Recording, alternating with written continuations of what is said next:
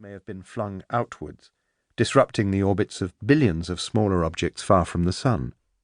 The record of this time of unprecedented violence, known as the Late Heavy Bombardment, is written across the scarred surface of the Moon, itself most likely formed in a glancing interplanetary collision between Earth and a Mars-sized planet 4.5 billion years ago. The planets are like snowflakes. The detail of their structure, their composition, size, spin, and climate are a frozen record of their past. An understanding of the planets beyond Earth is therefore a prerequisite for understanding our home world, and that, in turn, is a prerequisite for understanding ourselves.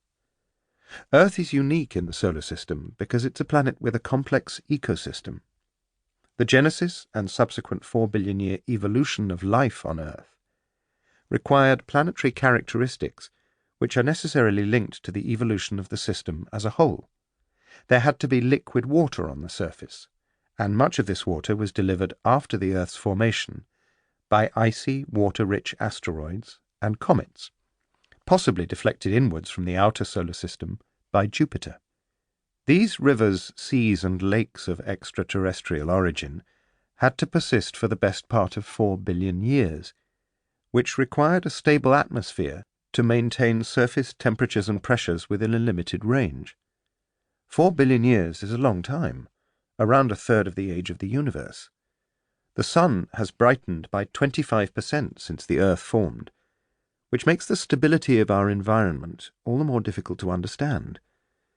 In a chaotic system of planets around an evolving star, a planet with life-supporting properties and the remarkable stability enjoyed by Earth over billions of years may be extremely unusual. The study of our sister worlds, Mars and Venus, has proved instructive in understanding just how fortunate we may have been and how delicate our position today might be. 4 billion years ago, as life began on Earth, Mars was also Earth-like. It had oceans and rivers, an active geology and complex surface chemistry, the ingredients of life. One of the primary goals of the fleet of spacecraft currently in orbit around and exploring the surface of Mars is to search for evidence of past or even present life, and to understand why the red planet was transformed from a potential Eden at the dawn of the solar system to the frigid desert world we observe today. The story is complex, but one of the most important differences between the two worlds is size. Mars is just 1/10 the mass of Earth, too small to hang on to its internal heat, its protective magnetic field, and its atmosphere for much more than 1 billion years after its formation. Yet Mars formed in a similar region of the solar system to Earth and Venus, so why is it so small? The answer may lie in the fast-changing orbits of Jupiter and Saturn early in the solar system's history. These surprising findings will be explored later in this book. The history of Venus is perhaps even more puzzling, in part because of the immense difficulty of exploring the planet.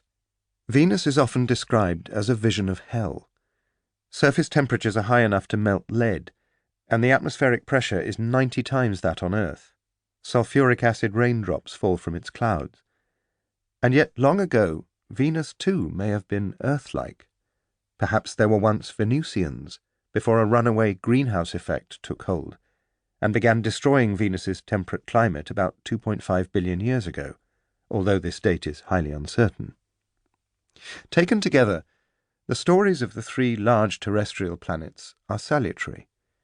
If an alien astronomer observed our solar system from afar, they would classify Mars, Earth, and Venus as potentially living worlds, orbiting as they do inside the so-called habitable zone around the Sun, the region within which, if atmospheric conditions are right, liquid water can exist on the surface of the planets.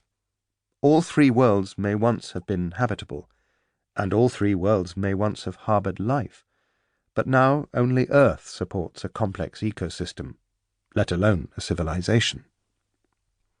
Understanding why Mars and Venus diverged so significantly from Earth over the last 4 billion years will provide great insight into the fragility of worlds, and perhaps suggest whether our own good fortune is near impossible to comprehend or merely outrageous.